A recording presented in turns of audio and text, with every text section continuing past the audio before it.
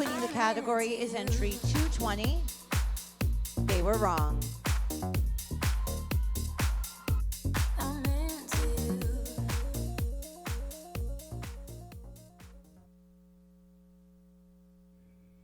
I'm not the only kid who grew up this way. Surrounded by people who used to say that rhyme about sticks and stones. As if broken bones hurt more than the names we got called, and we got called them all. So we grew up believing no one would ever fall in love with us. That we'd be lonely forever. That we'd never meet someone to make us feel like the sun was something they built for us in their tool shed. So broken heartstrings bled the blues as we tried to empty ourselves so we would feel nothing. Don't tell me that hurts less than a broken bone. That an ingrown life is something surgeons can cut away, but there's no way for it to metastasize, it does. We weren't the only kids who grew up this way.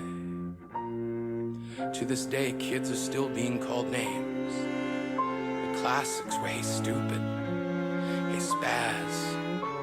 Seems like every school has an arsenal of names getting updated every year. And if a kid breaks in a school and no one around chooses to hear, do they make a sound? Or they just background noise from a soundtrack stuck on repeat when people say things like kids can be cruel? Every school was a big top circus tent, and the pecking order went from acrobats to lion tamers, from clowns to carnies. All of these miles ahead of who we were freaks. Lobster claw boys and bearded ladies.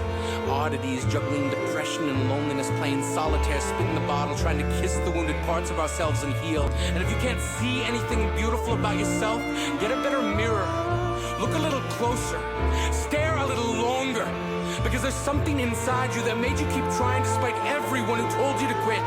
You built a cast around your broken heart and signed it yourself. You signed it. They were wrong. They have to be wrong. Why else would we still be here? We grew up learning to cheer on the underdog because we see ourselves in them. We stem from a root planted in the belief that we are not what we were called.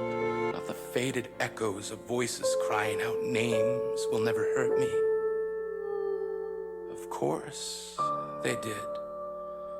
But our lives will only ever always continue to be a balancing act that has less to do with pain and more to do with beauty.